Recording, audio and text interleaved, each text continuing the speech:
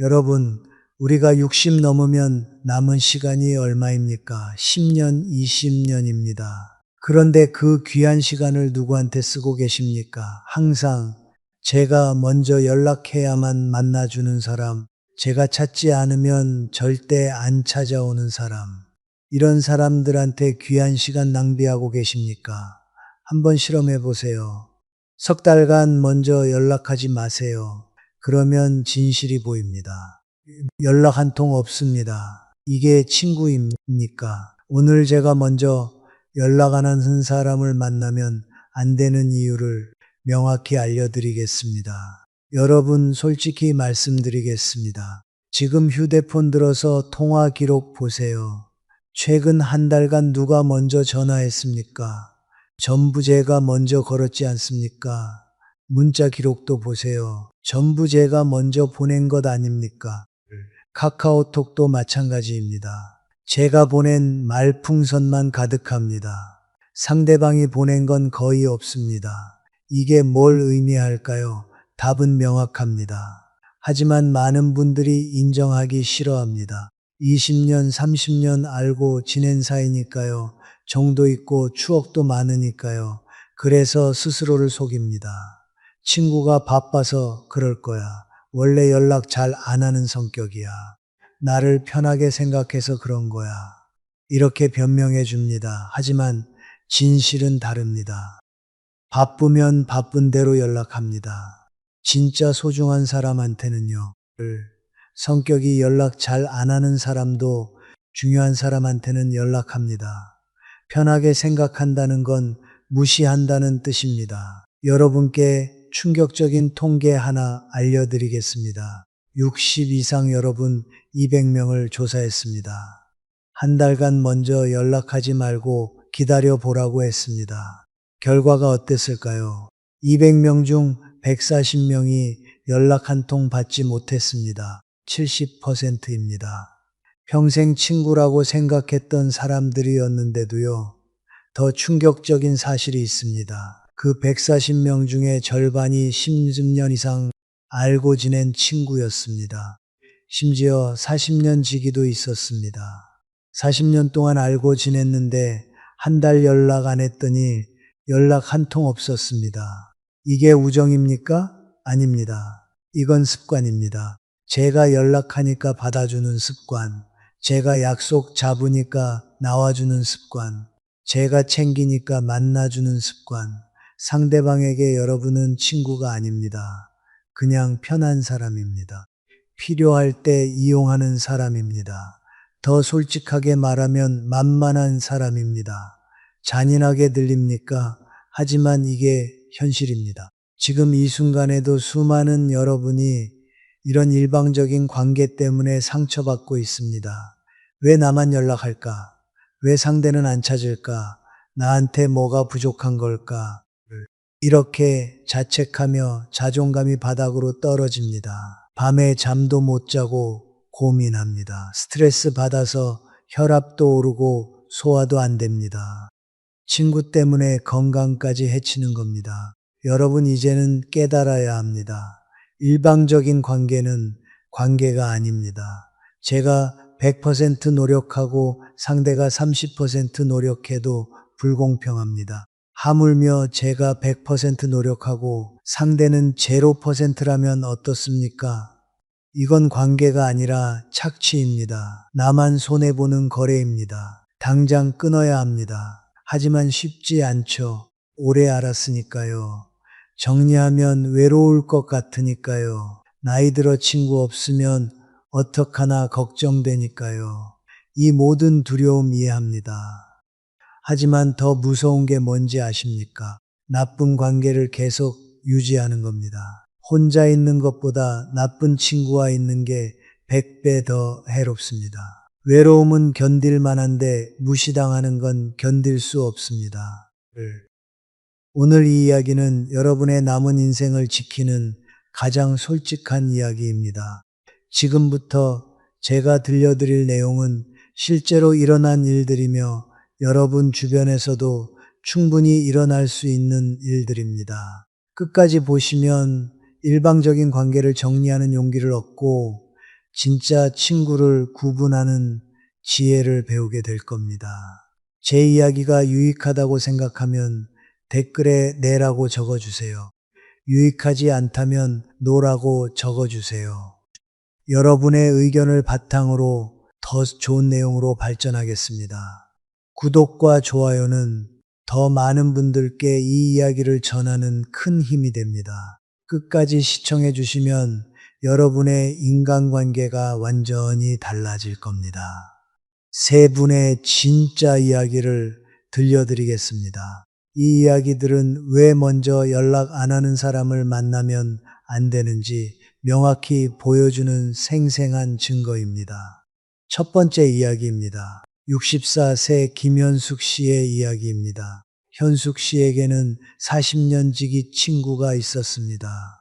같은 동네에서 자라고 같은 학교 다니고 결혼해서도 가까이 살았습니다. 자녀들 키울 때도 서로 도우며 지냈습니다. 친자매보다 더 가까운 사이라고 생각했습니다. 하지만 60 넘어서부터 뭔가 이상했습니다. 현숙 씨가 계산해 보니 지난 2년간 전화 통화가 68번 있었습니다. 그 중에 친구가 먼저 건 전화는 딱 5번이었습니다. 나머지 63번은 전부 현숙 씨가 먼저 걸었습니다. 만남도 마찬가지였습니다. 지난 1년간 12번 만났는데 전부 현숙 씨가 약속을 잡았습니다. 날짜 정하고 장소 정하고 시간 맞추고 친구는 그냥 나오기만 했습니다. 한 번도 먼저 약속 잡자고 하지 않았습니다. 만나서도 대부분 친구 이야기만 했습니다. 자식 자랑, 손주 자랑, 남편 불평, 현숙 씨 이야기는 거의 안 들었습니다. 현숙 씨가 말하려고 하면 끊고 자기 이야기로 넘어갔습니다. 현숙 씨는 점점 지쳐갔습니다. 나는 친구라고 생각하는데 친구는 나를 뭐라고 생각할까? 혹시 나를 만만하게 보는 건 아닐까? 이런 생각이 들자 억울하고 화가 났습니다. 그래서 실험을 했습니다. 석 달간 먼저 연락하지 않기로 했습니다. 친구가 먼저 연락 올지 기다려 보기로 했습니다. 한 달이 지났습니다. 연락 없었습니다. 2달이 지났습니다. 여전히 연락 없었습니다. 석 달이 지났습니다. 끝까지 연락 없었습니다. 40년 친구가 석 달 동안 연락 한 통 없었습니다. 현숙 씨는 충격받았지만 동시에 깨달았습니다. 이 친구에게 나는 중요하지 않구나. 그냥 심심할 때 불러내는 사람이구나. 현숙 씨는 그 친구와 연락을 끊었습니다. 지금 1년이 지났습니다. 친구한테서 연락 한 통 없습니다. 현숙 씨는 처음엔 섭섭했지만 지금은 홀가분합니다. 두 번째 이야기입니다. 67세 이상철 씨의 이야기입니다. 상철 씨는 고등학교 동창회 총무를 15년간 했습니다. 매 분기마다 모임을 주선했습니다. 날짜 정하고 장소 예약하고 친구들한테 일일이 연락했습니다. 회비 걷고 식당 예약하고 2차 장소까지 알아봤습니다. 친구들은 올 때만 왔습니다. 고맙다는 인사도 별로 없었습니다. 당연하게 여겼습니다. 상철 씨가 하는 거니까요. 작년에 상철 씨가 무릎 수술을 받았습니다. 석 달간 거동이 불편했습니다. 그래서 분기 모임을 못 잡았습니다. 그런데 놀라운 일이 벌어졌습니다. 아무도 모임을 주선하지 않았습니다. 단톡방은 조용했습니다. 상철 씨 안부 묻는 사람도 거의 없었습니다. 석 달이 지나 상철 씨가 회복됐습니다. 그리고 또 석 달을 더 기다려봤습니다. 누가 모임 잡자고 할지 궁금했습니다. 6개월 동안 아무도 모임 이야기 안 했습니다. 상철 씨는 배신감을 느꼈습니다. 15년간 총무하면서 60번 넘게 모임 잡아줬는데 제가 한 번 못하니까 6개월 동안 아무도 안 하네. 상철 씨는 깨달았습니다. 이 친구들은 나를 총무로만 본 거구나. 친구가 아니라 처리해주는 사람으로 본 거구나. 상철 씨는 동창회를 나왔습니다. 지금 2년이 지났습니다. 동창들한테서 연락 거의 없습니다. 상철 씨는 이제 진짜 친구 서너 명하고만 만납니다. 훨씬 편하고 행복합니다. 세 번째 이야기입니다. 62세 박영미 씨의 이야기입니다. 영미 씨에게는 교회 친구가 있었습니다. 10년 넘게 같은 구역에서 신앙생활했습니다. 영미 씨는 그 친구를 많이 챙겼습니다. 명절마다 선물 챙기고 생일마다 케이크 사주고 아플 때 병문안 가고 친구 손주 돌잔치에도 가고 자녀 결혼식에도 갔습니다. 매주 전화해서 안부 물었습니다. 하지만 친구는 영미 씨를 거의 안 챙겼습니다. 영미 씨 생일에 축하 문자도 없었습니다.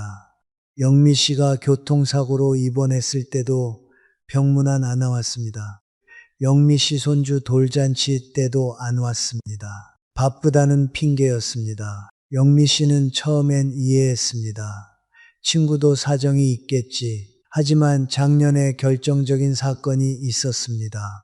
영미 씨 남편이 돌아가셨습니다. 친구한테 보고 연락했습니다.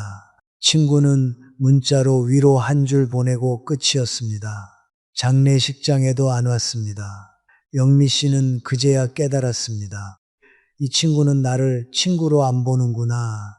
그냥 챙겨주는 사람 정도로만 보는구나.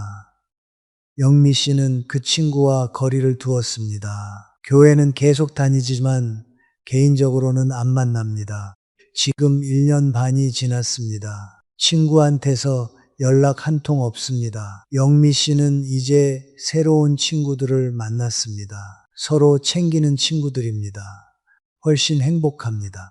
여러분, 이 세 가지 이야기가 남의 일 같습니까? 절대 아닙니다. 여러분 주변에도 어쩌면 여러분 자신에게도 일어나고 있는 일입니다. 이제 이 이야기에서 우리가 배워야 할 교훈을 찾아보겠습니다. 첫 번째 교훈입니다. 먼저 연락 안 하는 사람은 나를 우선순위에 두지 않습니다. 김현숙 씨의 친구를 보세요. 석 달 동안 연락 한 통 없었습니다. 40년 친구인데도요, 이게 뭘 의미할까요? 현숙 씨가 그 친구의 우선순위에 없다는 겁니다. 사람은 중요한 사람한테는 연락합니다. 바빠도 시간 내서 연락합니다. 깜빡해도 생각나면 바로 연락합니다. 연락 안 하는 건 두 가지 이유밖에 없습니다. 잊어버렸거나 중요하지 않거나 둘 다 같은 의미입니다. 중요한 사람은 잊어버리지 않으니까요. 심리학에서는 이를 선택적 주의라고 부릅니다. 사람들은 중요한 것만 주의를 기울입니다. 중요하지 않은 건 자동으로 무시됩니다. 여러분이 상대방한테 중요하다면 자동으로 생각납니다. 생각나면 자동으로 연락합니다. 연락 안 온다는 건 여러분이 그 사람 생각이 없다는 겁니다. 잔인하지만 사실입니다. 두 번째 교훈입니다. 일방적인 관계는 자존감을 가다먹습니다.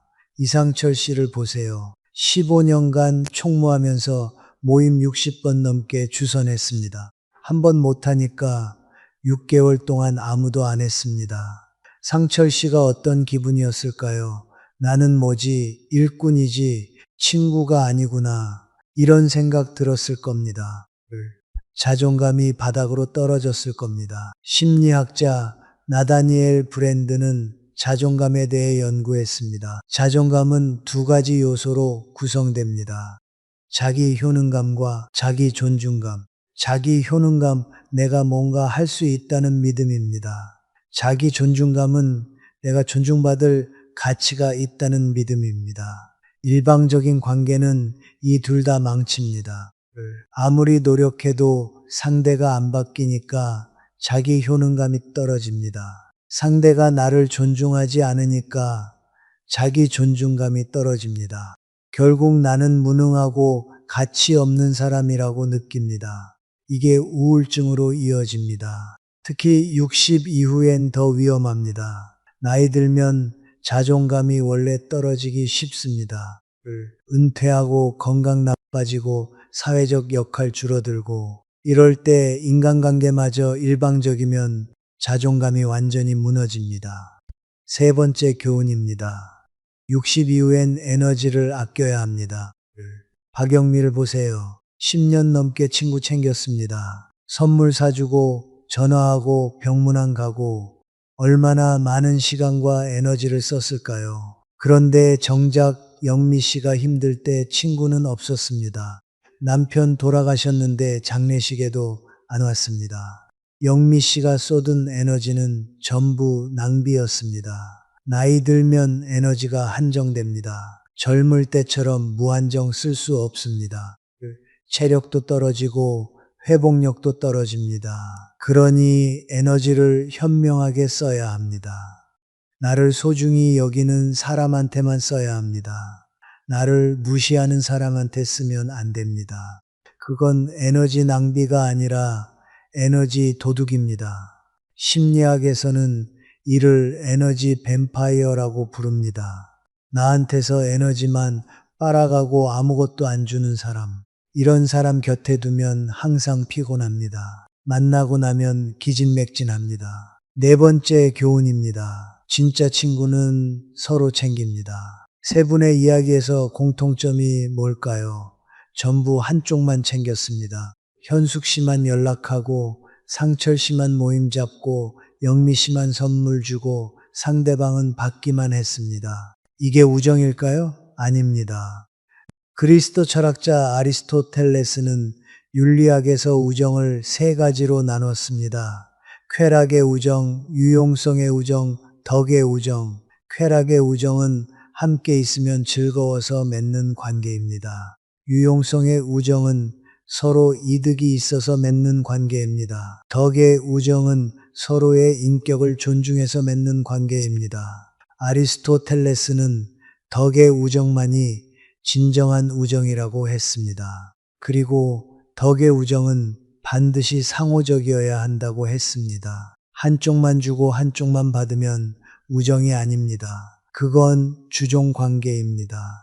진짜 친구는 서로 챙깁니다. 내가 연락하면 상대도 연락합니다. 내가 아프면 상대가 찾아옵니다. 내가 기쁘면 상대도 기뻐합니다. 이게 우정입니다. 이제 심리학적으로 분석해 봅시다. 왜 어떤 사람들은 먼저 연락을 안 할까요? 심리학자 존 볼비는 애착 이론을 만들었습니다. 사람들은 어릴 때 부모와의 관계에서 애착 유형이 형성됩니다. 안정애착, 회피애착, 불안애착. 회피애착을 가진 사람들은 관계를 불편해합니다. 가까워지는 게 부담스럽습니다. 그래서 먼저 연락하지 않습니다. 거리를 두려고 합니다. 불안애착을 가진 사람들은 버림받을까 두려워합니다. 그래서 상대가 먼저 연락해 주길 기다립니다. 확인하고 싶은 겁니다. 나를 정말 좋아하는지. 하지만 60 넘어서까지 이런 심리 게임 할 필요 있을까요? 없습니다. 애착 유형이 어떻든 진짜 친구라면 노력해야 합니다. 자기 패턴을 깨고 상대를 배려해야 합니다. 그게 안 되면 친구 자격이 없습니다. 보편적인 메시지로 확장하겠습니다. 60 이후에 인간관계는 균형이 중요합니다. 내가 70 주고 상대가 30 받아도 불공평합니다. 50대 50이어야 합니다. 아니, 완벽한 50대 50은 불가능합니다. 때로는 60대 40일 수도 40대 60일 수도 있습니다. 중요한 건 장기적으로 균형을 이루는 겁니다. 한쪽만 계속 주면 안 됩니다. 프랑스 사회학자 마르셀 모스는 증여론에서 말했습니다. 선물은 세 가지 의무가 있다. 주는 의무, 받는 의무, 갚는 의무. 주기만 하고 갚지 않으면 관계가 깨집니다. 받기만 하고 갚지 않으면 빚이 쌓입니다. 인간관계도 마찬가지입니다. 연락도 주고받아야 합니다. 챙김도 주고받아야 합니다. 한쪽만 주면 언젠가 터집니다. 로마 철학자 세네카는 우정에 대한 편지에서 이렇게 말했습니다. 친구를 사귈 때는 신중하게 골라야 하지만 일단 사귀면 끝까지 가야 한다. 하지만 상대가 친구 역할을 안 한다면 어떻게 해야 할까요? 끝까지 갈 필요 없습니다. 이미 관계가 깨진 겁니다. 내가 끊는 게 아니라 상대가 이미 끊은 겁니다. 나는 그저 현실을 인정하는 겁니다. 이제 행동할 시간입니다. 더 이상 일방적인 관계에 매달리지 마세요. 먼저 연락 안 하는 사람한테 계속 연락하지 마세요. 시간 낭비이고 에너지 낭비이고 자존감 낭비입니다. 과감히 정리하세요. 죄책감 느낄 필요 없습니다. 오래 알았다고 끝까지 가야 한다는 법 없습니다. 나를 소중히 여기지 않는 사람은 과감히 놓아주세요. 그래야 진짜 소중한 사람들한테 집중할 수 있습니다. 구체적으로 어떻게 해야 할까요? 지금부터 오늘 당장 실천할 수 있는 4가지 방법을 알려드리겠습니다. 하나씩만 실천해도 여러분의 인간관계가 완전히 달라질 겁니다. 첫 번째 방법입니다. 한 달 실험을 하세요. 지금 당장 결정하기 어렵다면 실험부터 해보세요. 한 달간 먼저 연락하지 마세요. 지금 떠오르는 그 친구한테 말입니다. 항상 내가 먼저 연락하는 그 사람, 한 달간 연락 안 하고 기다려보세요. 상대가 먼저 연락 올지 지켜보세요. 달력에 표시하세요. 오늘부터 30일 후까지 매일 확인하세요. 연락 왔나 안 왔나? 30일 후에 결과를 보세요. 연락 왔습니까? 몇 번 왔습니까? 어떤 내용이었습니까? 진심으로 안부 물었습니까? 아니면 필요한 일이 실어 있어서 됩니까? 이 결과가 진실을 말해줍니다. 연락 한 통도 없었다면 답은 명확합니다. 그 사람한테 여러분은 중요하지 않습니다. 연락 왔어도 한두 번이고 필요한 일이었다면 마찬가지입니다. 여러분은 그냥 이용 대상입니다. 반대로 연락 여러 번 왔고 진심 어린 안부였다면 다릅니다. 그 사람은 진짜 친구입니다. 단지 먼저 연락하는 스타일이 아닐 뿐입니다. 그럴 땐 관계를 유지하되 여러분이 조금 더 연락하는 쪽으로 조정하세요. 하지만 대부분은 첫 번째 경우일 겁니다. 연락 없을 겁니다. 그럼 과감히 정리하세요. 두 번째 방법입니다. 관계 일기를 쓰세요. 노트 하나 준비하세요. 매일 밤 자기 전에 오늘 하루를 돌아보세요. 누구한테 연락했습니까? 누구한테서 연락 왔습니까? 누구를 만났습니까? 누가 나를 챙겼습니까? 이렇게 적으세요. 한 달 쓰고 나서 정리하세요. 내가 연락한 사람 목록, 나한테 연락 온 사람 목록, 두 목록을 비교하세요. 균형이 맞습니까? 내가 연락한 사람 중에 나한테 연락 안 온 사람이 있습니까? 그 사람들을 표시하세요. 이 사람들이 일방적 관계입니다. 정리 대상입니다. 반대로 서로 연락하는 사람들도 보입니다. 이 사람들이 진짜 친구입니다. 소중히 대해야 할 사람들입니다. 관계일기는 객관적 증거를 만듭니다. 감정에 휘둘리지 않고 사실로 판단할 수 있습니다. 내 착각인가 싶을 때 일기를 보세요. 명확해집니다. 세 번째 방법입니다. 에너지 투자를 재분배하세요. 지금까지 일방적 관계에 쓴 에너지를 계산해 보세요. 한 달에 몇 번 연락했습니까? 몇 시간 통화했습니까? 몇 번 만났습니까? 선물은 얼마어치 샀습니까? 전부 합치면 엄청난 에너지입니다. 이제 이 에너지를 다른 곳에 쓰세요. 어디에 쓸까요? 첫째, 나 자신한테 쓰세요. 취미 생활하세요. 책 읽고 운동하고 여행 가세요. 나를 위한 시간을 만드세요. 혼자 있는 시간을 즐기세요. 둘째, 진짜 친구한테 쓰세요. 서로 챙기는 친구들한테 더 잘해주세요. 자주 연락하세요. 생일 챙기고 명절 챙기고 아플 때 찾아가세요. 좋은 관계는 노력해야 유지됩니다. 셋째, 새로운 관계 쓰세요. 복지관 프로그램 참여하세요. 문화센터 강좌 들으세요. 등산 모임, 노래교실, 봉사활동, 새로운 사람들을 만나세요. 긍정적이고 서로 존중하는 사람들과 관계 맺으세요. 중국 철학자 맹자는 이렇게 말했습니다. 벗을 얻는 것은 즐거운 일이다. 하지만 벗을 잘못 사귀면 해롭다.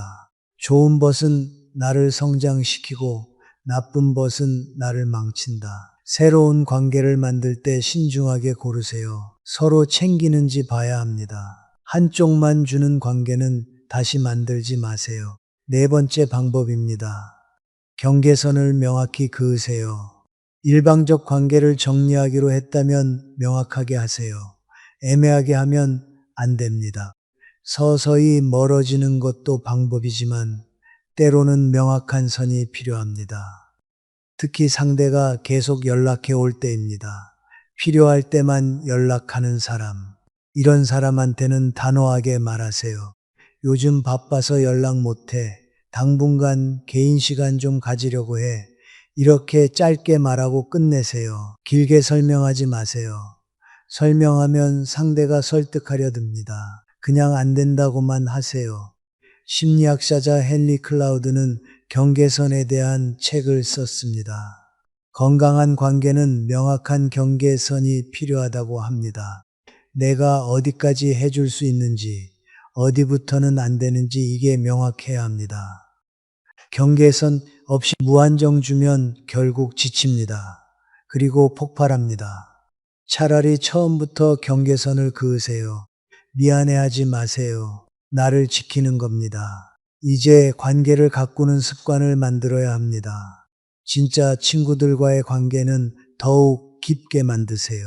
어떻게 할까요? 첫째, 정기적으로 연락하세요. 한 달에 한 번이라도 꼭 연락하세요. 전화로 안부 물으세요. 문자만 보내지 말고 목소리로 들으세요. 얼굴 보고 싶으면 만나세요. 둘째, 진심을 표현하세요. 고맙다. 내가 있어서 좋다. 소중한 친구야. 이런 말 하세요.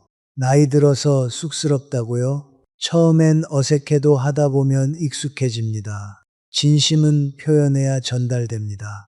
마음으로만 생각하면 상대는 모릅니다.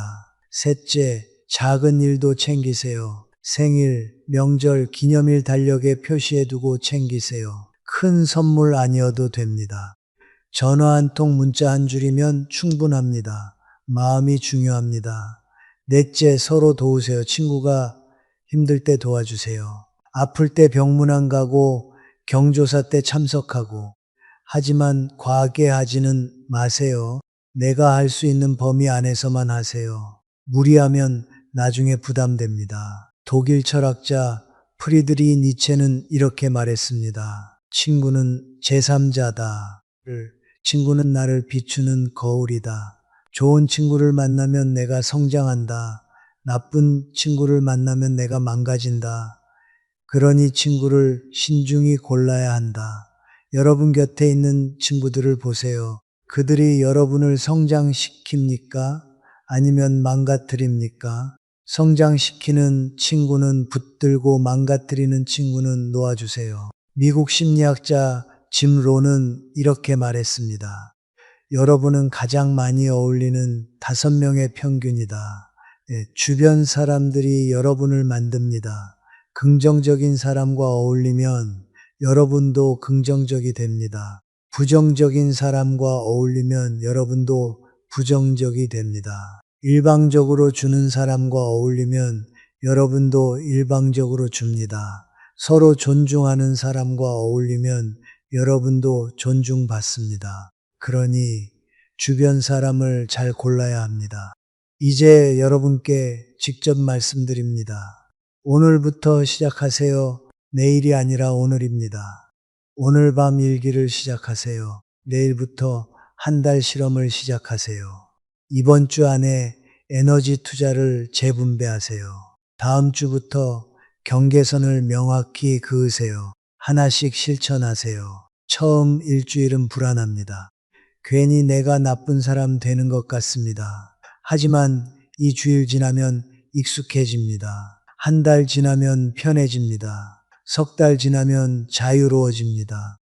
1년 지나면 완전히 다른 인생을 살게 됩니다. 여러분, 이건 이기심이 아닙니다. 이건 자기 보호입니다. 이건 현명한 선택입니다. 나를 소중히 여기지 않는 사람한테 에너지 쓰지 마세요. 나를 존중하는 사람들하고만 관계 유지하세요.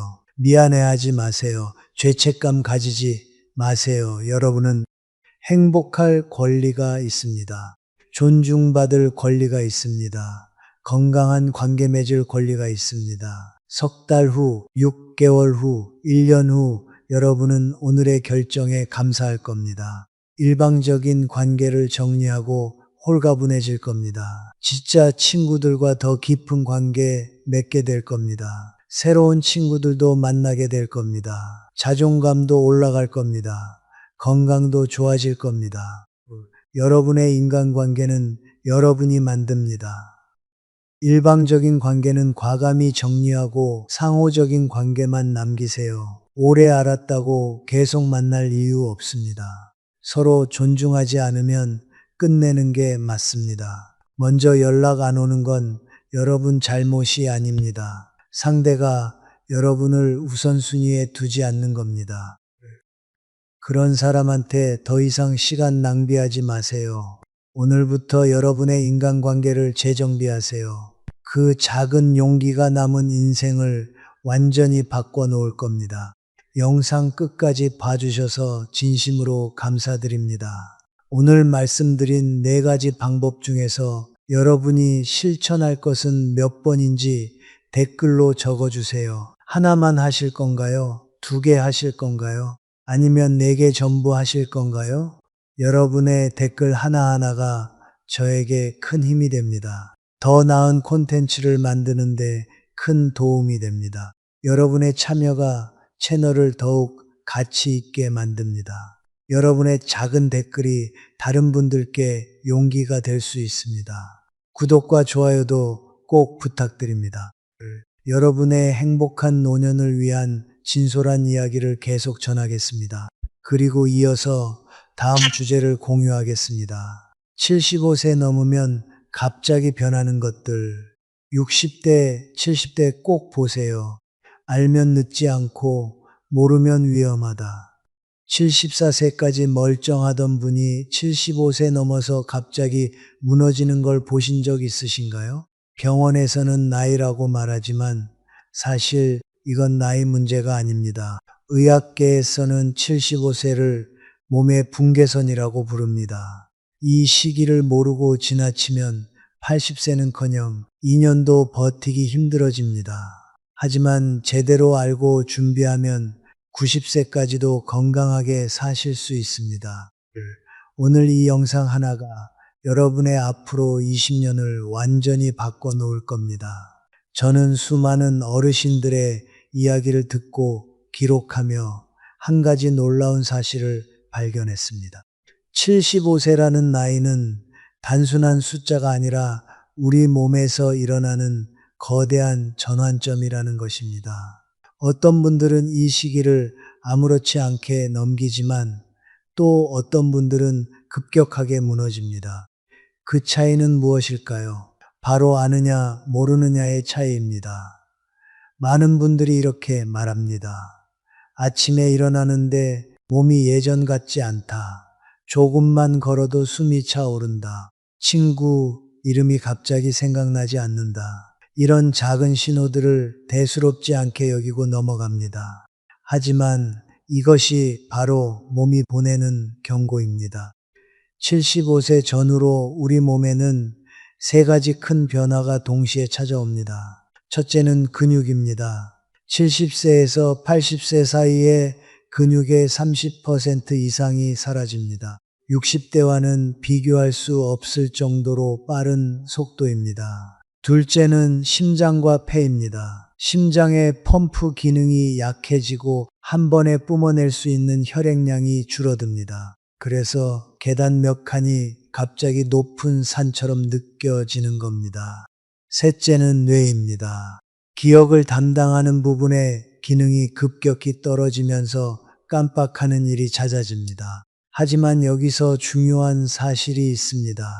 이 모든 변화는 막을 수 없지만 속도를 늦출 수는 있다는 것입니다. 실제로 작은 습관 하나만 바꿔도 이후 10년이 완전히 달라집니다. 매일 15분만 걸어도 심폐기능 저하를 절반으로 줄일 수 있습니다. 단백질을 조금만 더 먹어도 근육 감소가 크게 줄어듭니다. 누군가와 대화를 나누는 것만으로도 뇌는 활발하게 움직입니다.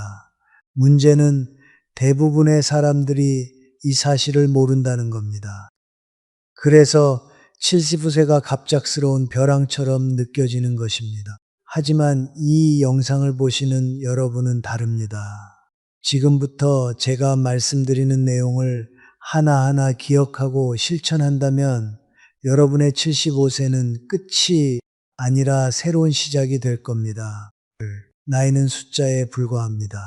중요한 건 그 숫자를 어떻게 채워가느냐입니다. 오늘 이 영상이 여러분께 유익했다면 댓글에 예라고 적어주세요. 유익하지 않았다면 아니요라고 적어주세요. 여러분의 솔직한 의견이 저를 더 발전하게 만듭니다. 영상이 도움이 되셨다면 구독과 좋아요 부탁드립니다.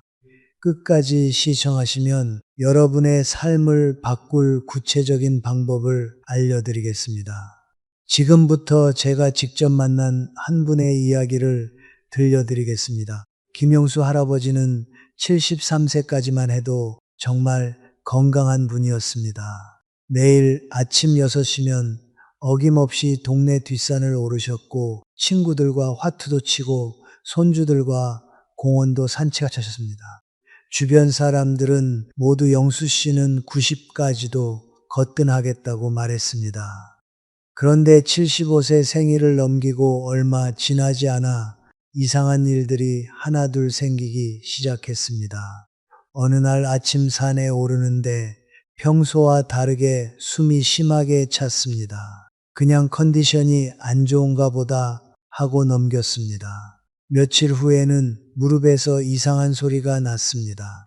뚝뚝 소리가 나면서 계단을 내려갈 때마다 통증이 느껴졌습니다. 그래도 영수 할아버지는 대수롭지 않게 생각했습니다. 나이 먹으면 다 그런 거지 뭐. 그렇게 몇 달이 지났습니다. 어느 날 친구 집에 갔다가 현관문을 나서는데 갑자기 어지러움이 밀려왔습니다. 한 발짝 내딛는데 몸에 중심이 흔들렸고 그대로 넘어지고 말았습니다. 다행히 크게 다치지는 않았지만 그날 이후 영수 할아버지는 밖에 나가는 게 두려워졌습니다. 혹시 또 넘어지면 어떡하나? 병원에 가니 의사 선생님은 말했습니다. 나이가 있으시니 당연한 겁니다. 약 처방해 드릴 테니 드세요. 그렇게 혈압약이 생겼고 무릎 연골약이 생겼고 어지럼증 약까지 생겼습니다. 늘어날수록 영수 할아버지의 마음은 무거워졌습니다. 그리고 더 무서운 일이 생겼습니다. 친한 친구 이름이 갑자기 생각나지 않는 겁니다. 40년을 알고 지낸 친구인데 이름이 입에서 맴돌기만 할 뿐 나오지 않았습니다. 그날 밤 영수 할아버지는 잠을 이루지 못했습니다. 혹시 내가 치매에 걸린 건 아닐까? 두려움은 점점 커져만 갔고 사람 만나는 것도 부담스러워졌습니다. 말을 하다가 이름을 못 떠올리면 창피할 것 같았습니다. 그렇게 집만 있는 시간이 길어졌습니다. 산에도 안 가고 친구들도 안 만나고 손주들이 찾아와도 금방 피곤해졌습니다. 부인은 걱정이 되어 물었습니다. 영감 요즘 왜 그래? 아무것도 안 하고 집에만 있잖아. 영수 할아버지는 대답 대신 한숨만 내쉬었습니다. 그러던 어느 날 오랜만에 이웃집 박철호 할아버지를 만났습니다. 철호 할아버지는 영수 할아버지보다 2살이 많은 77세였는데도 여전히 활기차 보였습니다. 영수 할아버지가 물었습니다. 철호 형은 어떻게 그렇게 건강해 보여요? 나는 요즘 몸이 말을 안 듣는데. 철호 할아버지는 빙그레 웃으며 말했습니다. 나도 75 넘기고 한동안 힘들었어. 무릎도 아프고 숨도 차고 깜빡깜빡하고. 그런데 동네 보건소에서 프로그램 하나 들었는데 거기서 배운 게 있어. 75세는 몸이 바뀌는 시기래. 그걸 인정하고 작은 것부터 바꾸면 된대.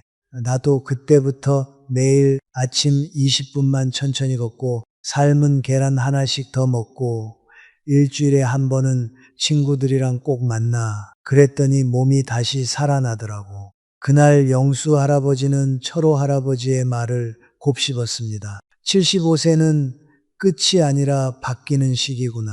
그리고 그날부터 작은 변화를 시작했습니다. 아침마다 집 앞 공원을 천천히 한 바퀴 돌았습니다. 식사 때마다 삶은 계란을 한 개씩 더 먹었습니다. 그리고 일주일에 한 번은 친구에게 전화를 걸었습니다. 처음엔 큰 변화가 느껴지지 않았습니다. 하지만 한 달이 지나고 두 달이 지나자 좀씩 달라지기 시작했습니다. 무릎 통증이 줄어들었고 숨이 덜 찼습니다. 무엇보다 마음이 가벼워졌습니다. 영수 할아버지는 깨달았습니다. 75세는 포기하는 나이가 아니라 다시 시작하는 나이구나. 영수 할아버지의 이야기에서 우리는 중요한 교훈을 발견할 수 있습니다. 70세라는 나이는 끝이 아니라 전환점이라는 사실입니다. 많은 분들이 이 시기를 두려워하고 회피하려 하지만 사실은 정면으로 마주해야 하는 시기입니다. 왜냐하면 이 시기를 어떻게 보내느냐에 따라 이후 10년, 20년의 삶이 완전히 달라지기 때문입니다. 첫 번째 교훈은 변화를 인정하는 것입니다. 영수 할아버지는 처음에 자신의 변화를 부정했습니다. 괜찮아. 곧 나아질 거야. 하지만 부정은 문제를 더 키울 뿐입니다. 몸이 보내는 신호를 무시하면 작은 문제가 큰 문제로 커집니다. 반대로 변화를 인정하는 순간 해결의 문이 열립니다. 아, 내 몸이 예전과 다르구나. 이 인정이 바로 회복의 시작입니다. 두 번째 교훈은 작은 것부터 시작하는 것입니다. 영수 할아버지는 철호 할아버지의 조언을 듣고 거창한 계획을 세우지 않았습니다. 매일 20분 걷기, 계란 하나 더 먹기, 일주일에 한 번 친구에게 전화하기.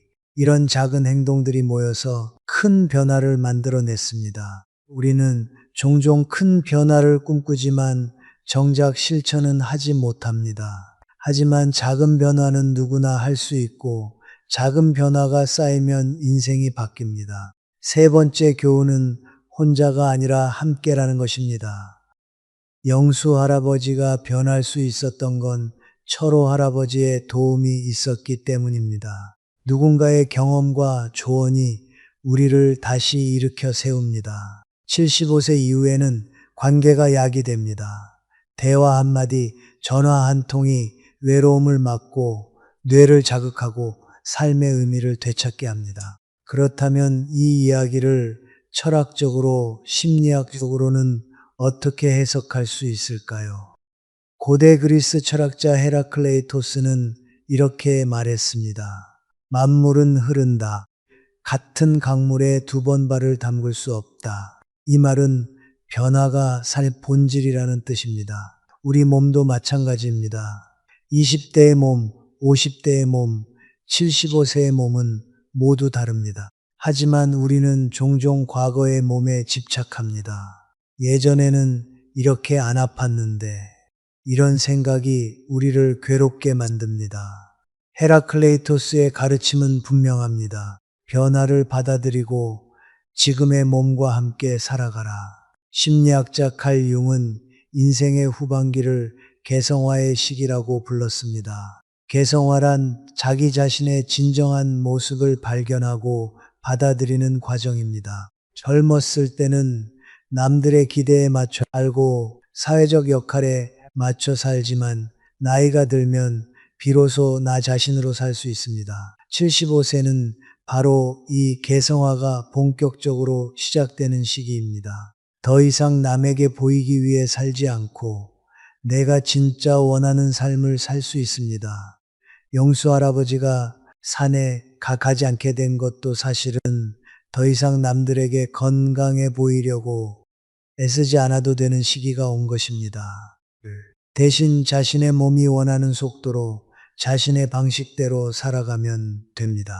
또 다른 심심리학자 에릭 에릭스는 노년기를 자아 통합대 절망의 시기라고 했습니다. 이 시기에 사람들은 두 갈래 길에 섭니다. 한 길은 자신의 인생을 돌아보며 의미를 발견하고 통합하는 길입니다. 다른 한 길은 후회와 절망에 빠지는 길입니다. 영수 할아버지는 처음엔 절망의 길로 가고 있었습니다. 나는 이제 쓸모없는 사람이야. 하지만 철수 할아버지를 만나고 작은 변화를 시작하면서 통합의 길로 접어들었습니다. 나는 여전히 가치 있는 사람이야. 이 차이가 바로 75세 이후의 삶을 결정합니다. 여기서 우리는 보편적인 메시지를 발견할 수 있습니다. 나이 드든 상실이 아니라 변화입니다. 우리는 나이가 들면서 많은 것을 잃습니다. 젊음, 건강, 사회적 지위, 경제력. 하지만 동시에 많은 것을 얻습니다. 지혜, 여유, 통찰력, 그리고 자유.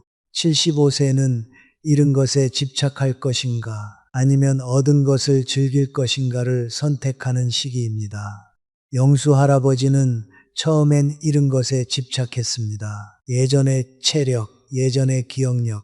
하지만 철수 할아버지를 통해 깨달았습니다.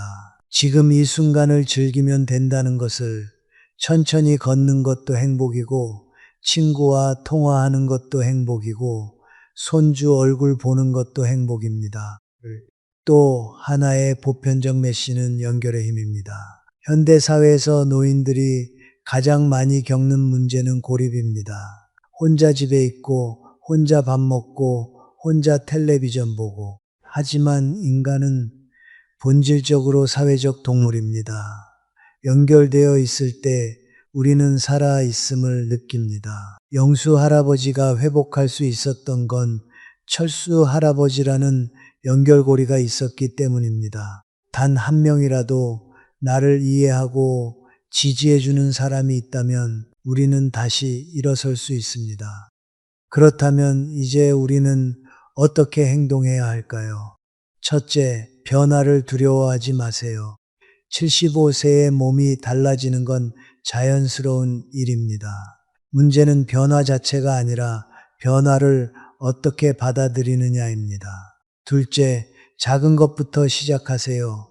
거창한 계획은 필요 없습니다. 오늘 10분만 걷고 내일 10분만 더 걷고 이렇게 작은 걸음이 모여 큰 길이 됩니다. 셋째, 혼자 고민하지 마세요. 가족이든 친구든 이웃이든 누군가에게 말하세요. 당신의 고민을 들어줄 사람은 생각보다 가까이에 있습니다. 넷째, 오늘을 살아가세요. 과거에 건강했던 나를 그리워하지 말고, 미래의 불확실함을 두려워하지 말고 지금 이 순간을 온전히 느끼세요. 오늘 해가 뜨고 오늘 밥을 먹고 오늘 누군가와 이야기를 나누는 것. 이것이 바로 삶입니다. 75세는 인생의 마지막 장이 아니라 새로운 장의 시작입니다. 이 장을 어떻게 쓸 것인가는 여러분의 선택입니다. 두려움으로 쓸 것인가? 희망으로 쓸 것인가? 포기로 쓸 것인가? 도전으로 쓸 것인가? 영수 할아버지는 희망과 도전을 선택했습니다. 그리고 그 선택이 그의 남은 인생을 완전히 바꿔놓았습니다. 여러분도 할 수 있습니다. 지금 이 순간부터 시작하면 됩니다. 그렇다면 구체적으로 무엇을 어떻게 해야 할까요? 지금부터 여러분이 오늘부터 당장 실천할 수 있는 방법들을 하나씩 알려드리겠습니다. 먼저 첫 번째, 작은 행동의 힘입니다. 많은 분들이 건강을 위해 뭔가 큰 일을 해야 한다고 생각합니다. 헬스장을 등록하거나 매일 1시간씩 운동하거나. 하지만 75세 이후에 필요한 건 강도가 아니라 꾸준함입니다. 하루 15분만 걸어도 충분합니다. 집 앞 공원을 한 바퀴 돌거나 아파트 단지를 천천히 걷는 것만으로도 심폐 기능이 유지됩니다. 중요한 건 매일 하는 것입니다. 비가 오면 집안에서 제자리 걸음을 해도 됩니다. 일주일에 3번보다 하루에 15분이 훨씬 효과적입니다.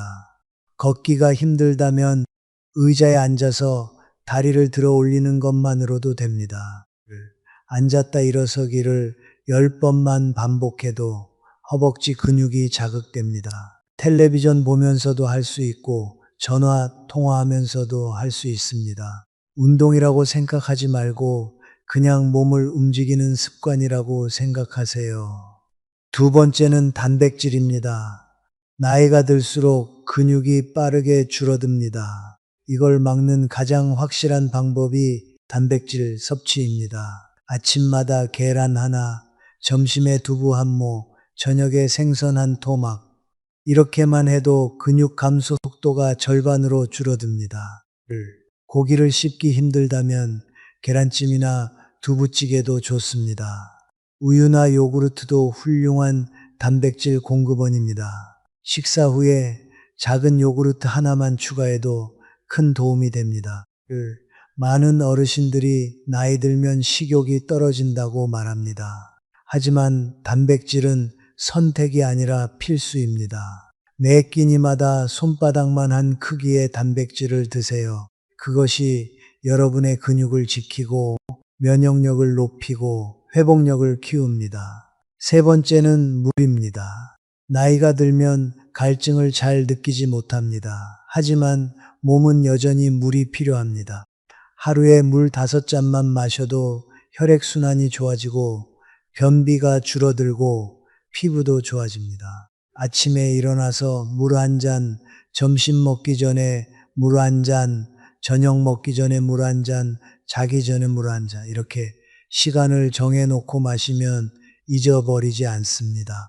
물을 마시는 것이 귀찮다면 보리차나 결명자차도 좋습니다. 따뜻한 물 한 잔이 몸을 깨우고 장을 움직이게 합니다. 특히 아침 공복에 마시는 물 한 잔은 하루를 여는 가장 좋은 습관입니다. 네 번째째는 약 관리입니다. 75세가 넘으면 대부분 여러 가지 약을 먹게 됩니다. 혈압약, 당뇨약, 콜레스테롤 약. 이 약들을 제대로 관리하는 것이 매우 중요합니다. 약을 먹는 시간을 정확히 지키세요. 아침 약은 아침 식사 후 30분 이내, 저녁 약은 저녁 식사 후 30분 이내. 알람을 맞춰놓거나 가족에게 부탁해도 좋습니다. 그리고 석 달에 한 번은 모든 약봉투를 모아서 병원에 가져가세요. 의사 선생님께 보여드리고 중복되는 약이 없는지 확인받으세요. 약이 많다고 좋은 게 아닙니다. 필요한 약만 정확히 먹는 게 중요합니다. 약을 먹고 나서 어떤 변화가 있는지 메모해 두는 것도 좋습니다. 어지럽거나 속이 불편하거나 잠이 안 오거나 이런 작은 변화들이 의사 선생님께 중요한 정보가 됩니다. 다섯 번째는 수면입니다. 나이가 들면 잠이 줄어든다고 하지만 사실은 깊은 잠이 줄어드는 것입니다. 질 좋은 수면을 위해 몇 가지를 실천해 보세요. 낮잠은 30분을 넘기지 마세요. 저녁 6시 이후에는 커피나 녹차를 마시지 마세요. 잠들기 1시간 전에는 텔레비전이나 스마트폰을 보지 마세요. 침실은 어둡고 조용하게 만드세요. 잠자리에 누워서 억지로 잠을 청하지 말고 졸릴 때 누우세요. 이런 작은 습관들이 수면의 질을 크게 높입니다. 잠들기 전에 따뜻한 우유 한 잔이나 바나나 반 개를 드시는 것도 도움이 됩니다. 그리고 침대는 오직 잠을 자는 곳이라는 인식을 만드세요. 침대에서 텔레비전을 보거나 책을 읽지 마세요. 침대는 잠자는 곳이라는 몸의 기억이 생기면 잠들기가 훨씬 쉬워집니다. 이제 두 번째 큰 주제인 관계를 가꾸는 습관에 대해 말씀드리겠습니다. 75세 이후 건강만큼 중요한 게 관계입니다. 의학 연구에 따르면 외로움은 하루 담배 15개비를 피우는 것만큼 해롭다고 합니다. 반대로 좋은 관계는 수명을 연장시키고 치매를 예방하고 면역력을 높입니다. 하버드 대학에서 그 75년 동안 진행한 연구가 있습니다. 이 연구는 무엇이 사람을 행복하게 만드는가를 추적했습니다.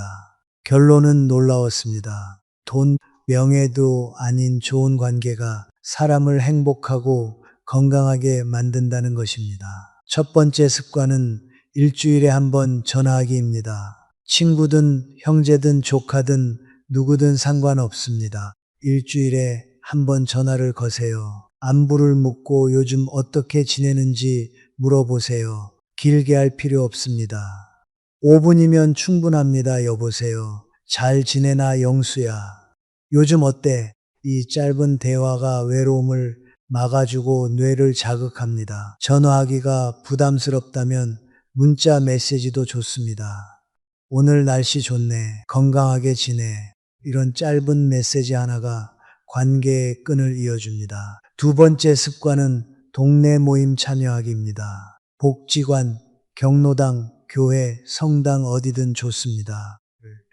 일주일에 한 번이라도 사람들을 만나는 자리에 나가세요.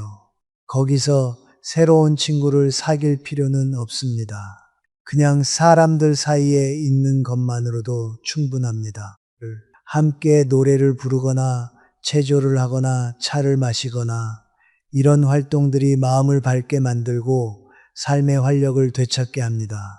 처음 가는 게 두렵다면 가족이나 친구와 함께 가세요. 한 번만 가보면 생각보다 따뜻한 사람들을 만나게 됩니다.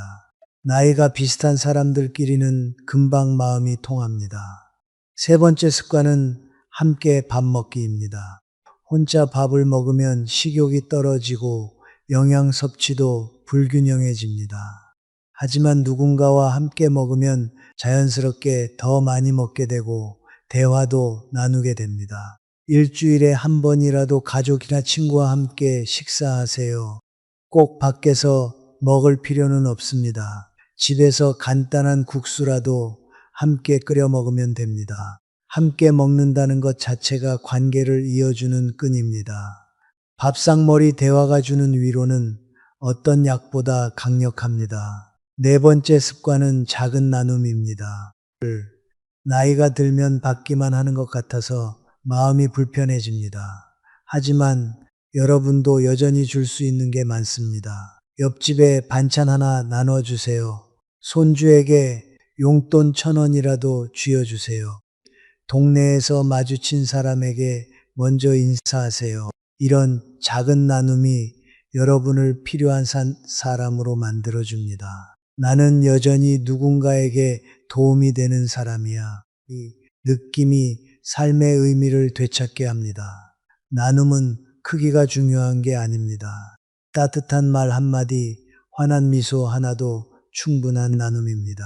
다섯 번째 습관은 작은 배움 이어가기입니다.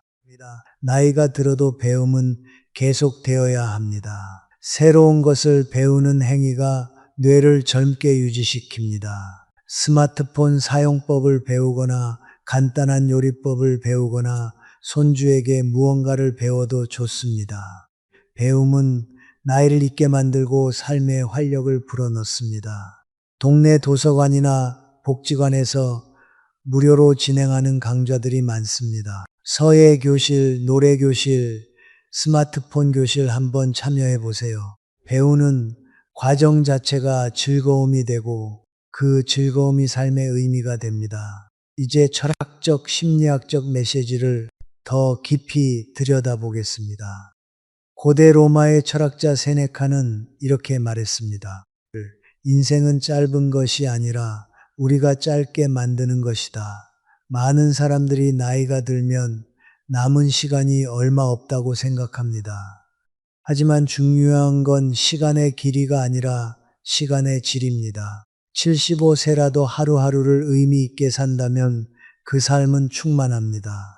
반대로 40세라도 하루하루를 허비한다면 그 삶은 공허합니다. 세네카의 가르침은 분명합니다. 나이를 핑계 삼지 말고 오늘을 충실히 살아가라.